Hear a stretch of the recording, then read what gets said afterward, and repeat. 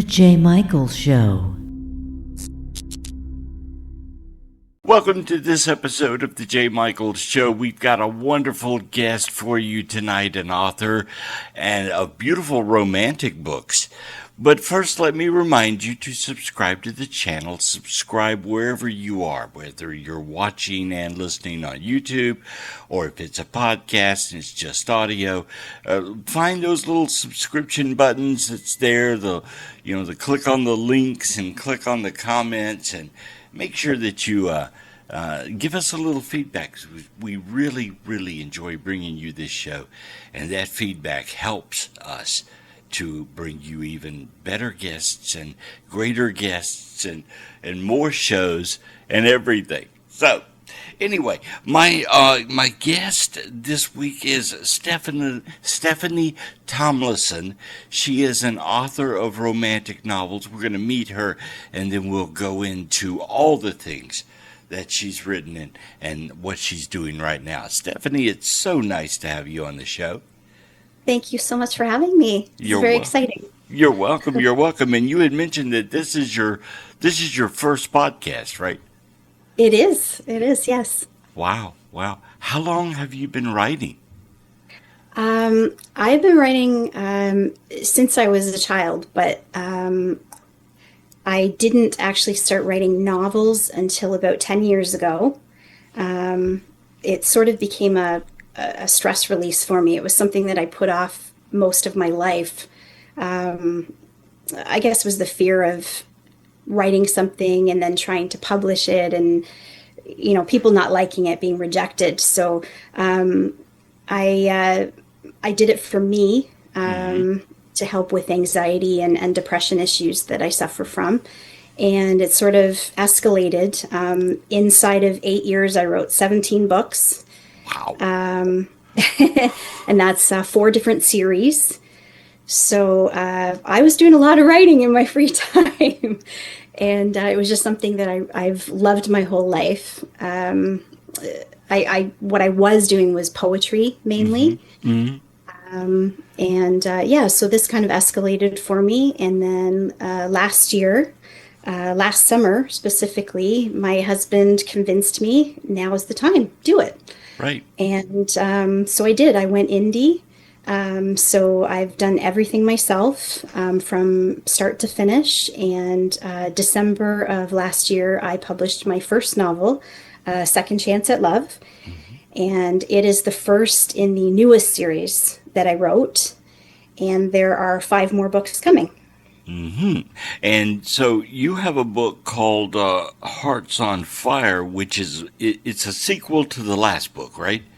It's the second in the series, yes. And it arrives October 29. Mm-hmm. So I'm very excited about that. Oh, yeah. That'll be the second in the series.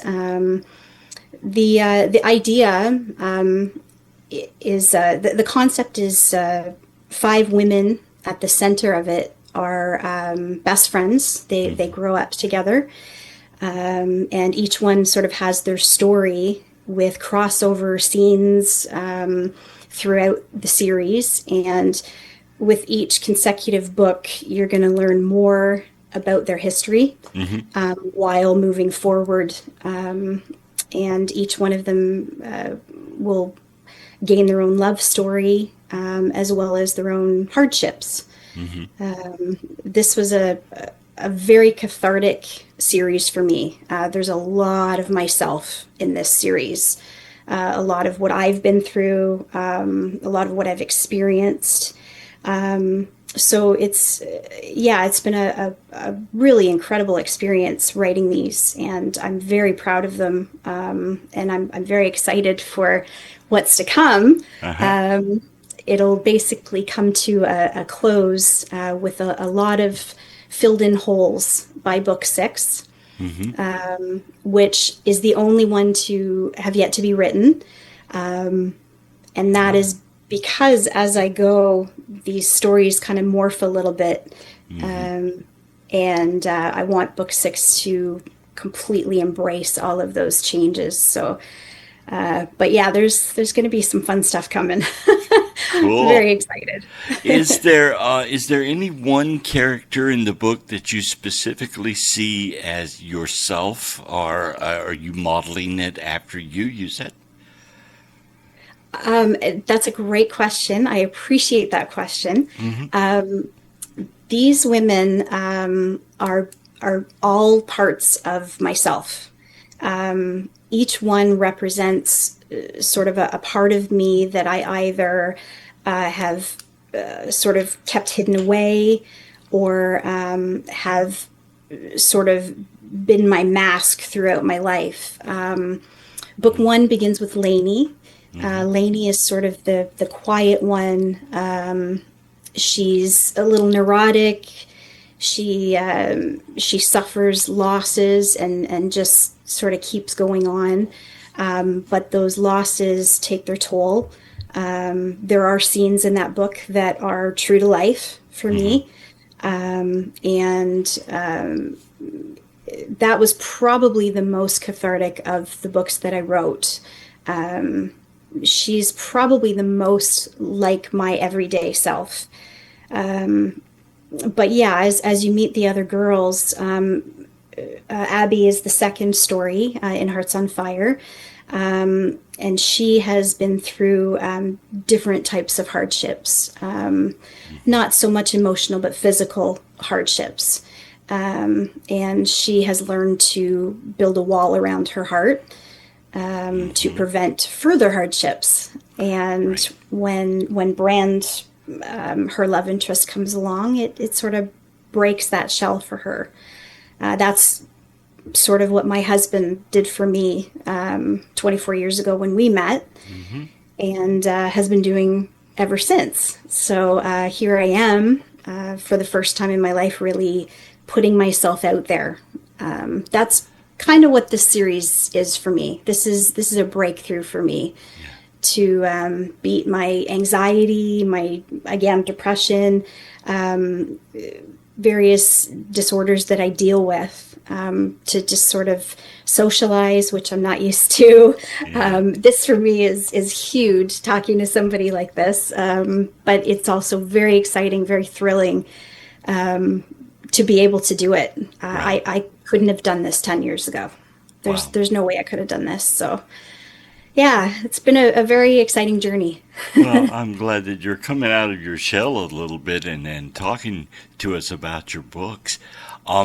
These, of course, are romantic novels, so do they get spicy in places? I have written spicy. Hmm. This particular series is, I'd call it low spice. They will get a little darker. The third book definitely gets darker than the first two. The sixth will be very dark, but they're still not going to be fully open door. I'd say the door is open a crack, maybe. Uh-huh. You get just a little bit, you know, but I wanted to go a different route this time and sort of not make it about, the sexual aspect, but more about the relationships, Right. more about the compassion and forgiveness when it comes to finding love and sort of letting go of the past. That's kind of what these stories are about. Yeah. Yeah. Yeah. Okay, so you have several books in the chute ready to come out. Do you have titles yet for all of them? I do, yes. Yeah, they're all titled. They all, yeah, they've basically been written again, aside from the final book, but they will need some tweaking. So this particular book that's coming next is actually going to have sort of a full rewrite. I've decided to change the way that I originally wrote it, Hmm. so things will happen in a different order. But yeah, yeah, yeah, they will come about sort of in their own way. They're each written differently, and they're each written sort of with a different perspective. Right. Well, I realize you can't give away too much. Let's go back to that first book, Second Chance, and just kind of go through the plot. Tell us what happens in it. Okay.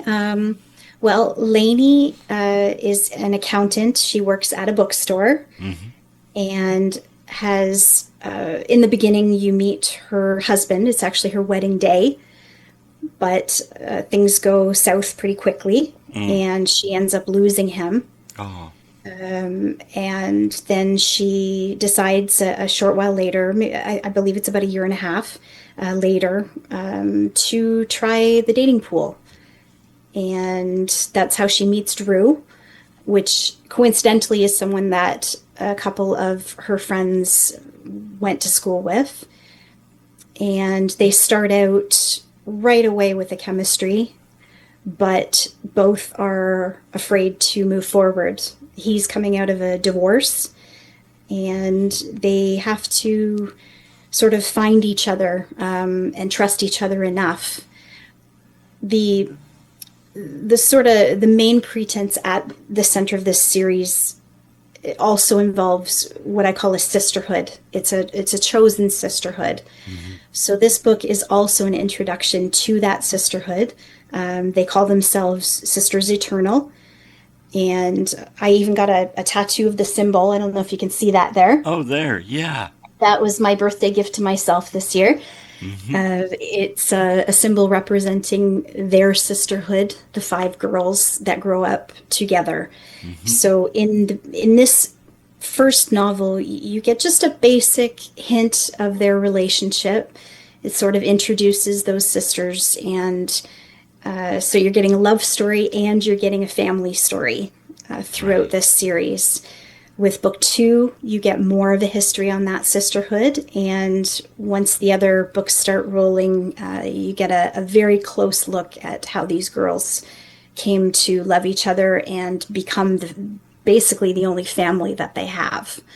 Right. So, yeah, this first book is very precious to me because that love story is very similar to my own, but it's also that sisterhood at the heart of it.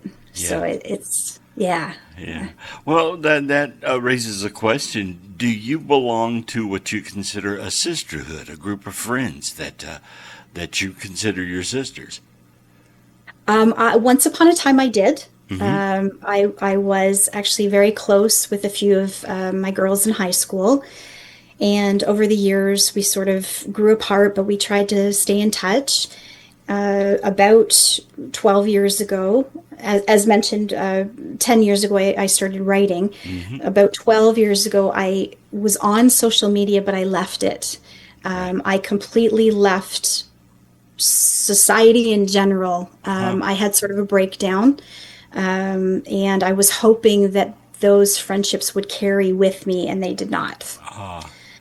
So I'm kind of on my own now, which is okay. I've accepted that. But I do have incredible support from my husband and my son, who's 19. And then I have, family members, like actual family members that have supported me with my writing journey. And I've just kind of accepted that I'm a bit of a loner.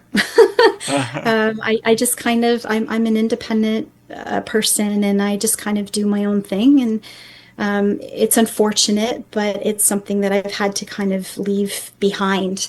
Those friendships, they just didn't work and weren't what I thought they were. And that happens. But I think I'm okay with that now. I think I've accepted it. So are you creating a kind of a sisterhood vicariously through these characters?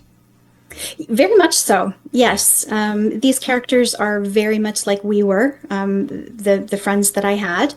Very similar. Each has their own, quirks and personality,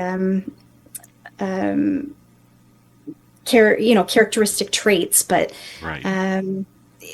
I wouldn't say they're, copies of them by any means. But very much the vicarious, I think, is a good way to put it. It's sort of what I wish I had now. Right. but sort of lost out on. Yeah.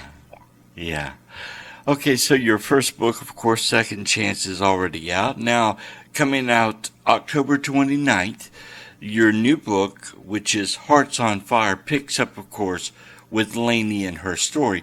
So, tell me a little about the plot of this new book that's coming out. Okay, Hearts on Fire is Abby's story.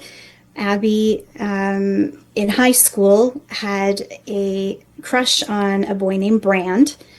Brand was friends with her sister, chosen sister, Gwen's brother.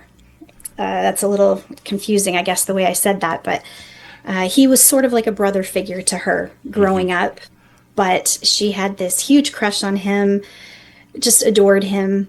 Due to miscommunications between the two of them, nothing came about, and he went off with his best friend to the Navy, left her behind, and that was kind of it. She moved on with her life, he moved on with his, and then they met again at a party. You're introduced to that in the beginning, and she sort of has all these feelings return and realizes they never went away.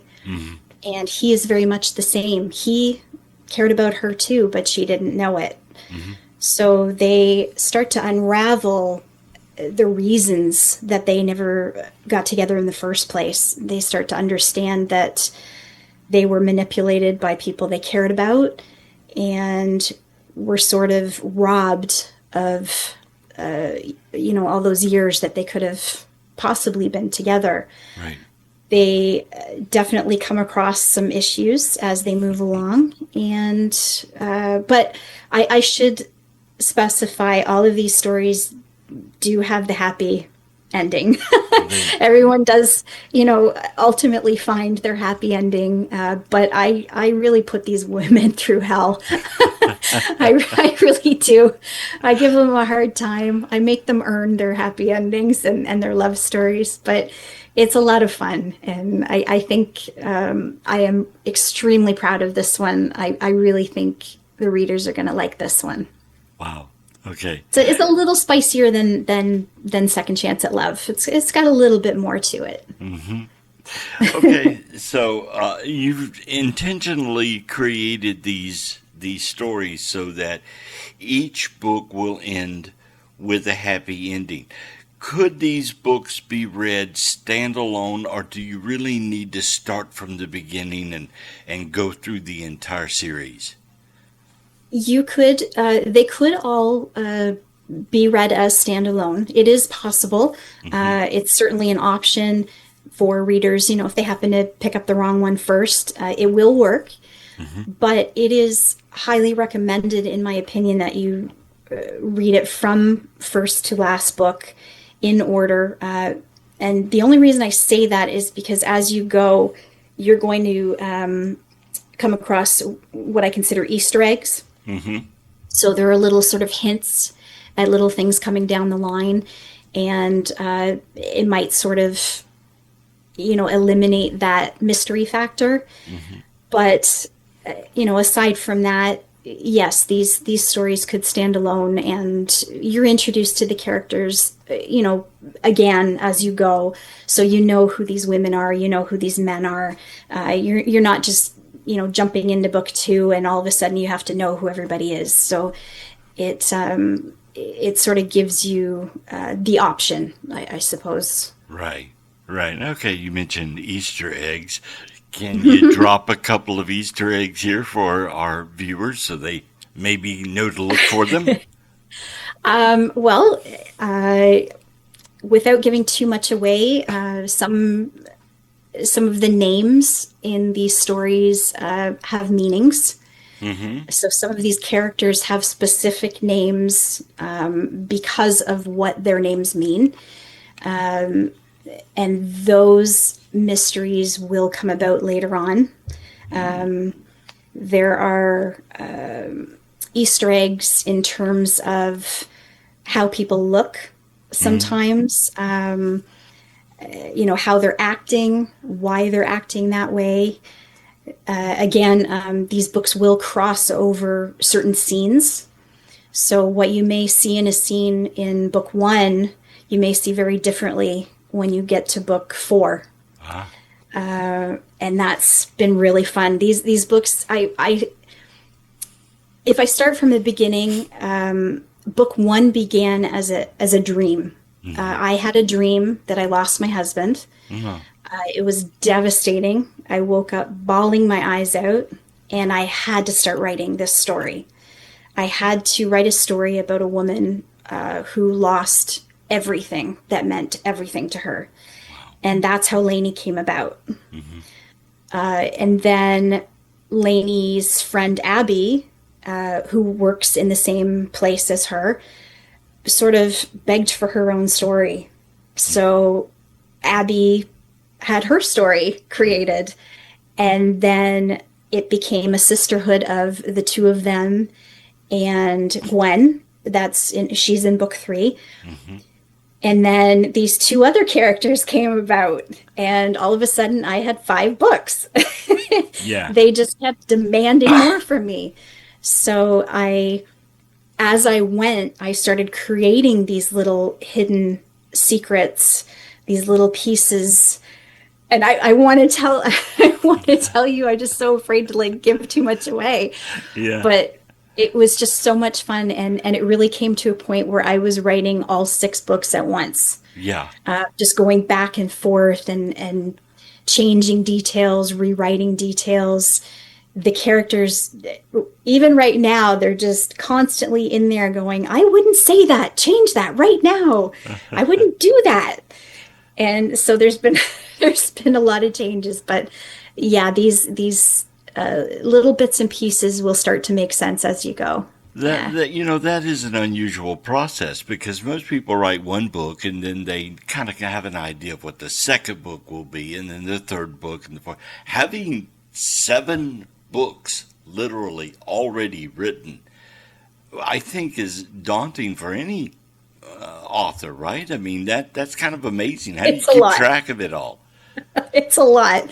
And I work a full-time job. I'm on a hobby farm, so there's always something going on. It's hard to find the time, but every chance that I get, every bit of free time I put into this. And yeah, it just kind of came to a point where I considered publishing the first one, but as these other characters developed, I knew I couldn't do them justice. I had to wait until I had the majority of the story at least written. And so now I'm at that point, and now it's just a question of, sort of tweaking and the editing processes.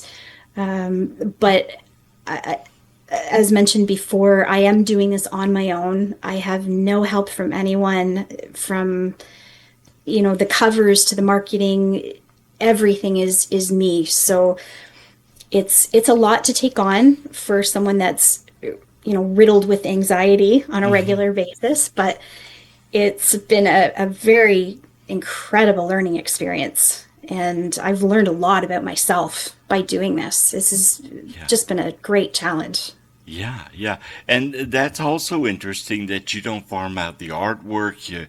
You don't write. I mean, you're writing your own little synopsis and everything, and doing all the artwork yourself. Is that difficult to do for you? It was at first. I'm not a social media whiz. I'm not a computer whiz. I'm just sort of someone that started using Word, and I started writing, and then I graduated to a different program, and then I learned another program to do the art, sort of manipulation. I use photos in my covers. And I have probably about 3,000 photos on my phone right now, just for that reason. Everywhere I go, I'm constantly, clicking photos. Oh, I can use that. I can use that. So what you see on the cover, for example, with Lainey and Drew in Second Chance at Love, that's a photo of a lake and a beach, and then a photo of birds multiple pictures of birds manipulated, multiple pictures of flowers have been used, bees. I have well, actually, I've got it here, so I can show you. So yeah, you can, this is all one. This is another. These are multiples, and then these are multiples here to sort of make it all come together.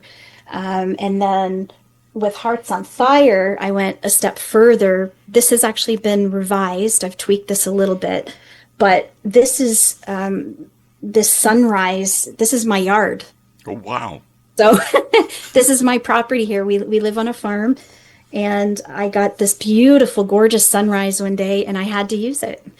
And that's just kind of what I've been doing. I manipulate my photos, and I just sort of put them together and make them work.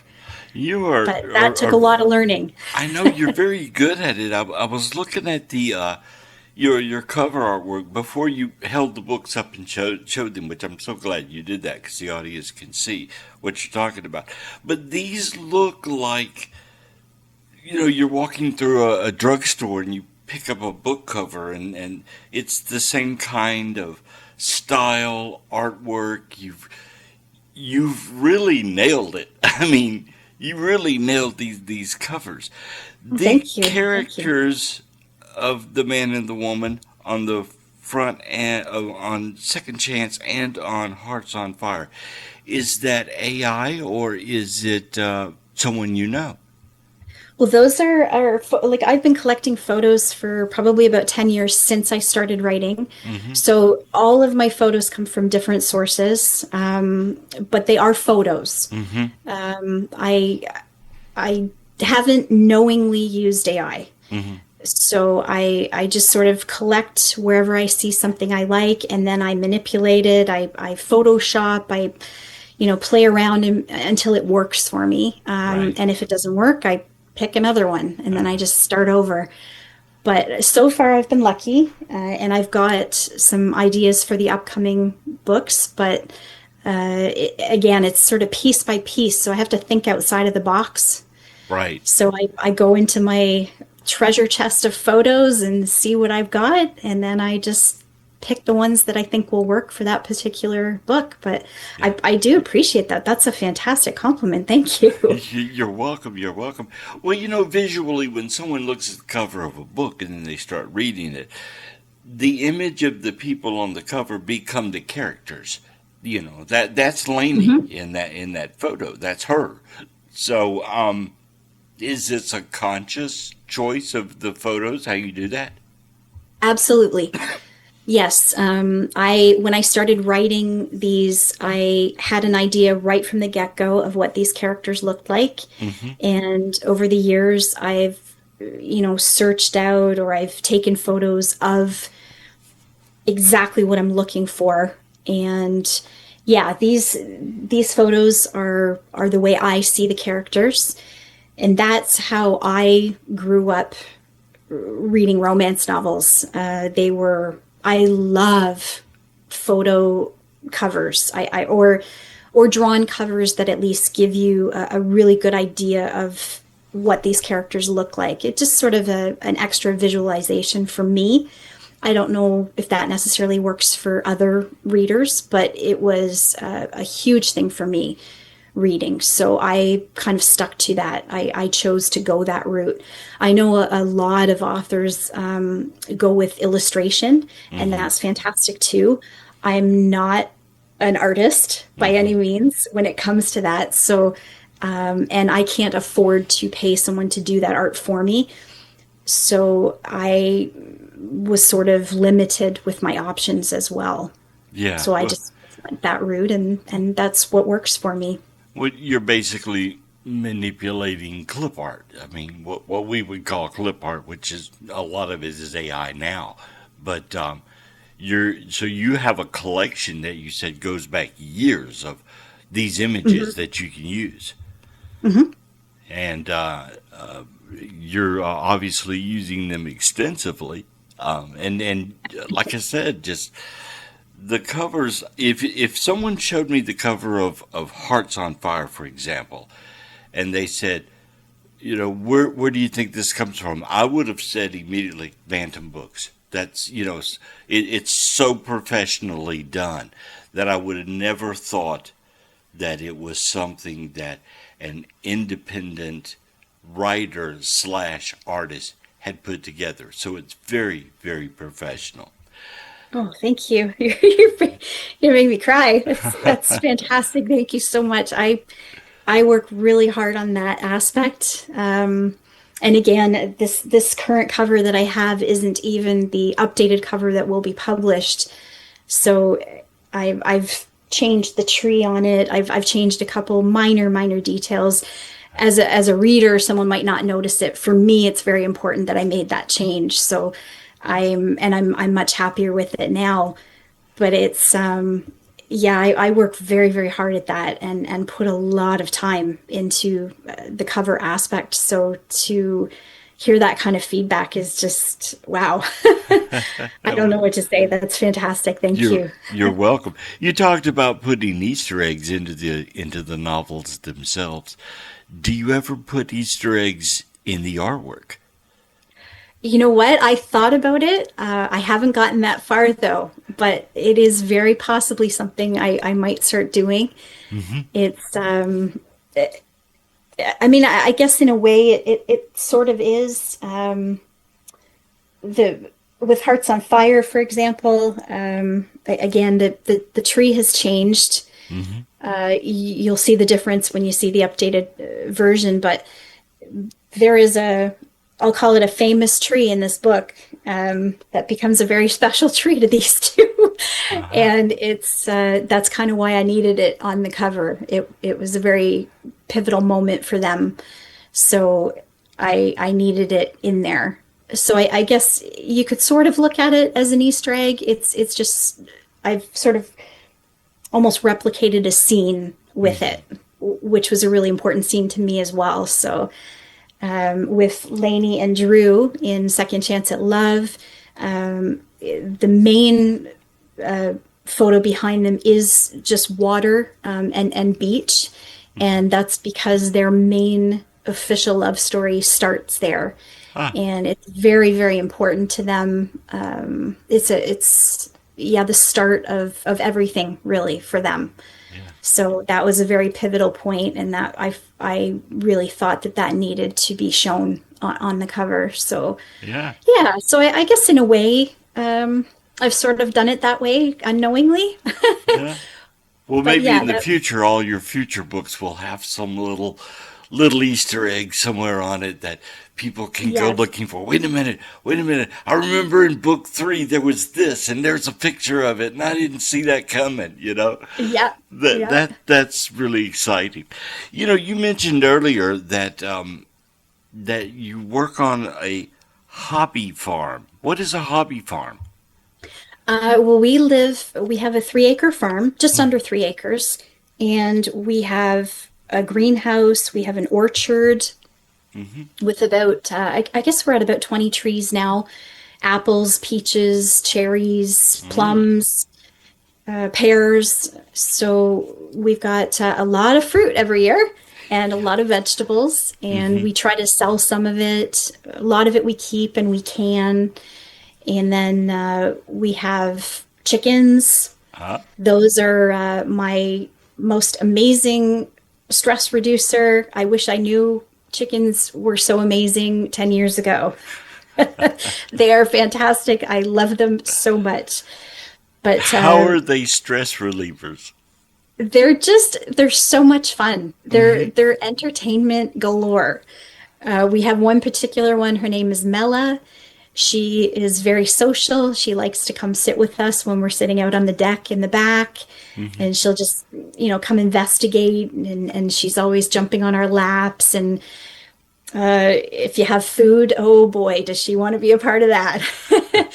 But they're so amazing. Each one has their own personality, and they all have their names. My husband thinks I'm crazy, but they are just, I adore them. I absolutely love them. I've had them for, I guess about 1.5 years now. So I'm a new Bach mom, I call myself, chicken mom. But yeah, and I've got babies, little hatchlings, and it's just a really amazing experience watching these birds interact with each other. And everything in the world wants to kill them. Oh, So you're constantly trying to protect them and yeah, keep them safe. And yeah. but yeah, yeah, it's a I'm so glad I have them. They've Well, made a huge difference. what state do you live in, and what's the environment like there for the animals and the plants? Well, I'm actually I'm in Ontario, Canada. Hmm. And I am in a right now. It's today was rather chilly, but it gets cold in the winter. Oh, We yeah. we had a nasty winter last year. The snow actually destroyed the chicken pen and our pool. Mm, It actually just collapsed everything. There was so much snow. It weighed everything down and just destroyed it. So we had some starting over to do this year and some rebuilding, and I lost our pool. But yeah, it very cold winters, very hot summers. I'm a spring and autumn kind of girl. I right. like the in between. I because I'm a ginger, I can't handle the sun too much, and I really don't like the cold. Yeah. So I don't know if I'm in the right place.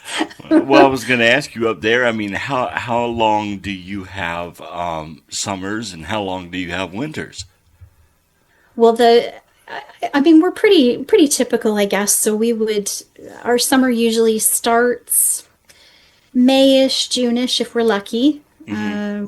We had a really nice start this year. Started early, and then it goes right through until about September-ish. This September was really great. We had a really nice one.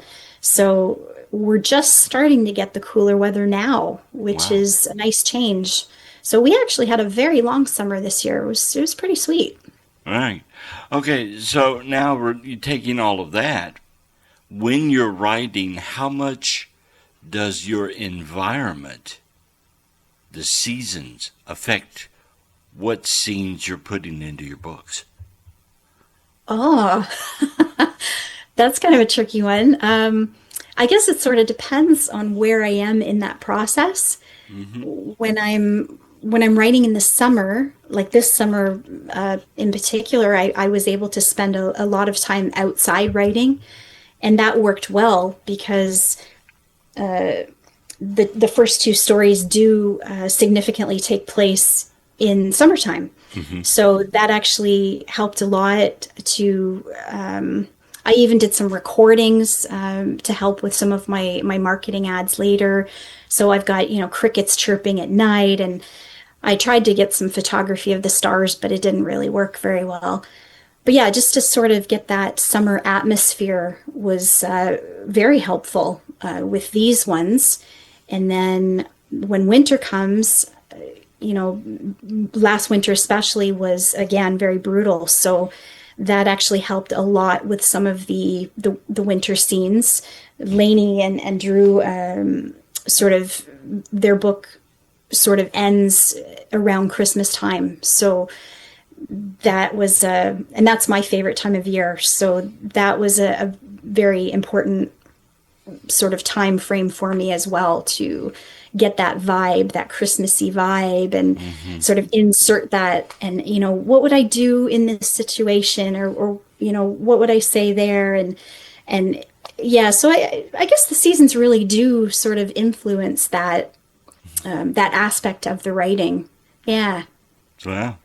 Well, it sounds to me like you're headed for definitely a Hallmark Channel type, of do you aspire to maybe have a producer or director look at your books and say, we can turn this into a series or at least a movie?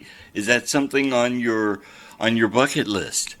Oh, that would absolutely be the dream. Yeah, that would be just I don't even have words. I Hmm. think about that all the time. I have spent the better part of, I guess, 4 years now on this series, and I am so in love with these characters, and I see so much potential there. Yeah, if they became a series or a movie or something amazing like that, I'd be all over that. That would be, yeah, that would be really cool. And I've even got ideas for some of the characters, who my ideal actor or actresses would be. I even wrote a character. One of my favorite actors is Kim Coates. He's a fellow Canadian. Love Kim Coates, and I actually created a character imagining him playing it. Wow. So I know I'm crazy, I know. But it was just one of those things. I got to that point in the series, and all I could think was, yeah, Yeah. he would need to be this guy. Yeah. Yeah, definitely. Well, I have a handful of producers and directors that do watch the show. So, Stephanie Tomlinson is her name, and she has a website. Go check out her books. Who knows? You might end up on Lifetime Network or something like that. That would be great. That would be amazing. Yes. Yeah, yeah. Okay, so someone looking for your books, trying to find Hearts on Fire or your first book, which is already out, Second Chance, where would they go to buy the book or to check it out? Both are available. Well, Hearts on Fire will be available on Amazon. Pre-sale for that one is available on KU right now. But yeah, I've sort of narrowed it for now. So I am only on Amazon until, things pick up a little bit. I'm still very new as an author, and it's a tough gig. It's a tough gig. Right. There's a lot of competition out there, and my stories definitely haven't seen their day yet. But I think part of that is that I'm introducing it as a series, and I think a lot of readers sort of want a few of them before they begin that series. Right. So I'm not where other authors would necessarily be yet. But that's okay. I'm waiting it out. Yeah. I think their day's coming soon, and I think book 2 is going to help a lot with that. Well, I think another good thing is because you have 6 novels sitting here ready, or 7 novels ready to go. So the reader knows that there is already another one out there, or it's coming.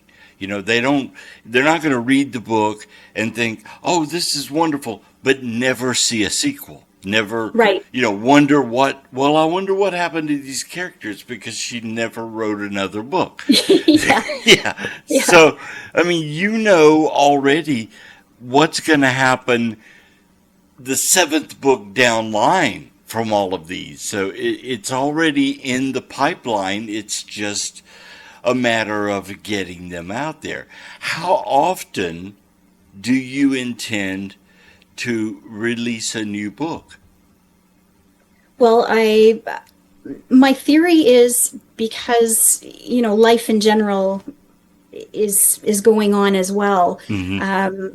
I released Second Chance at Love December of 2024. Mm-hmm. Hearts on Fire comes out this month. So that's 10 months. I could have done it sooner, but there's always so much to do. And again, full-time job. Mm-hmm.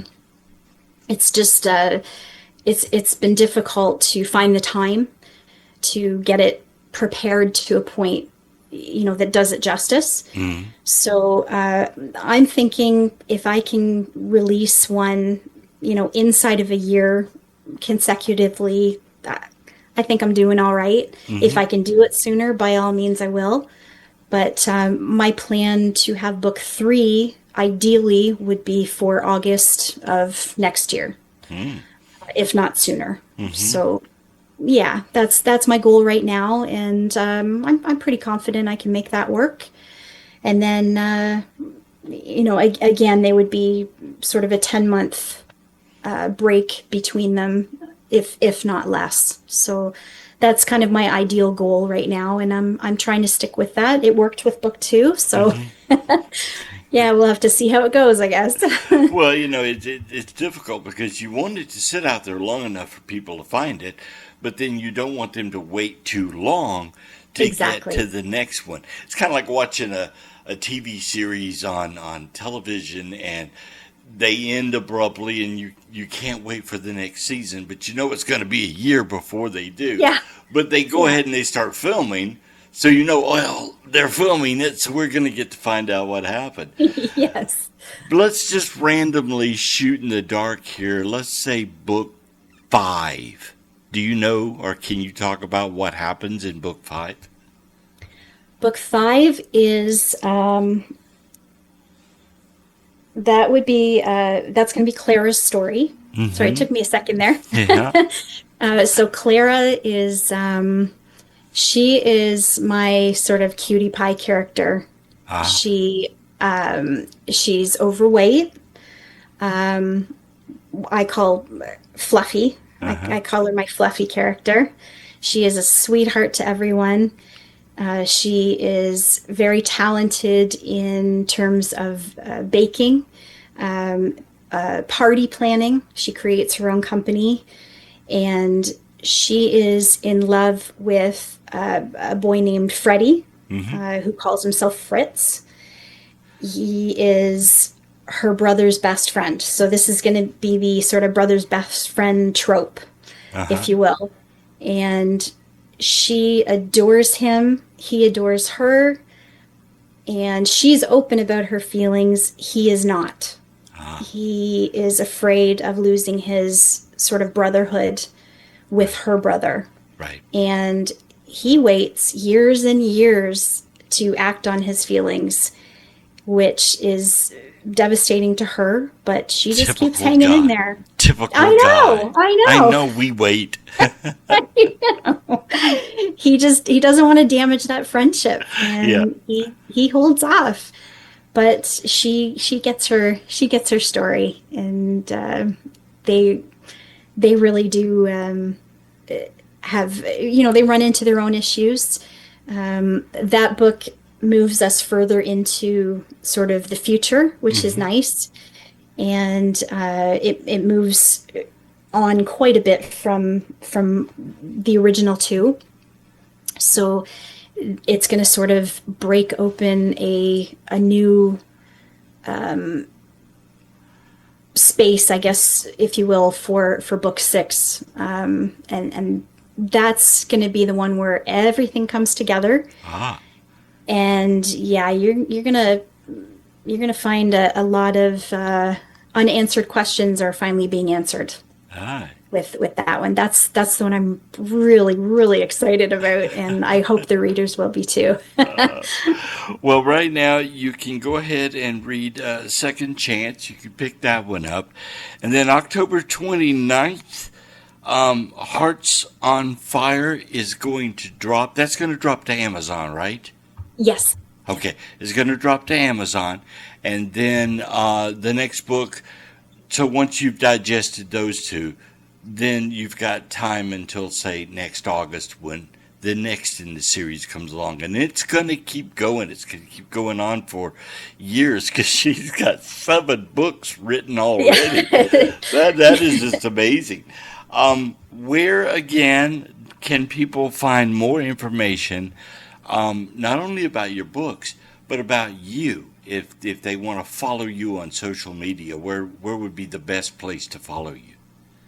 I am on I'm on Facebook, Instagram, Threads, and X, all under at the off Steph Tom, and I am pretty much myself on there. I'm more myself, I think, on there than I am in person. So what you see is what you get on there. I post chicken photos and dog photos, and then in between I'm posting stuff about my books, different marketing trailers and videos and whatnot. My husband and I just had our 22nd anniversary in August, so I had a post about that. This month is Pregnancy and Child Loss Awareness Month. For me, that's very important. We lost our twins 20 years ago, and that's something that we've had to move on from.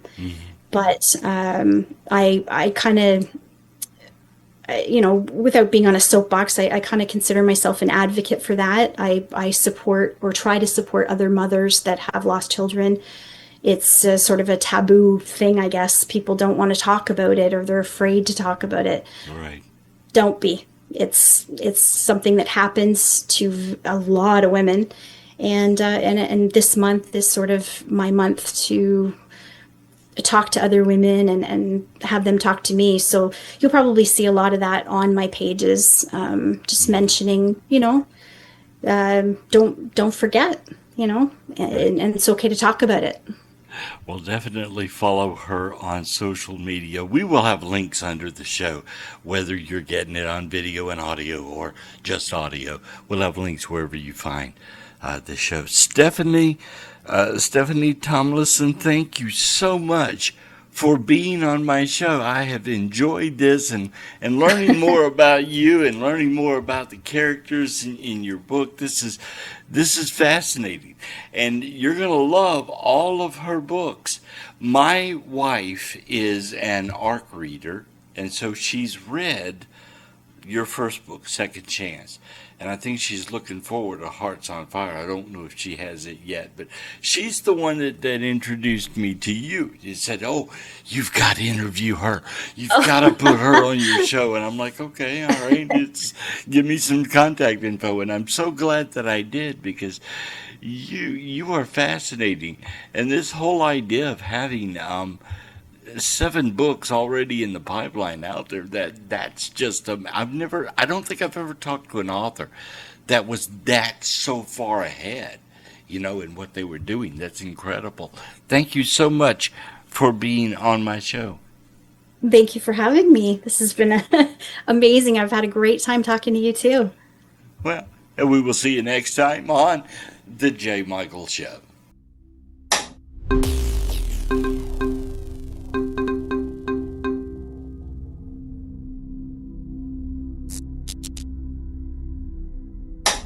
Goodbye.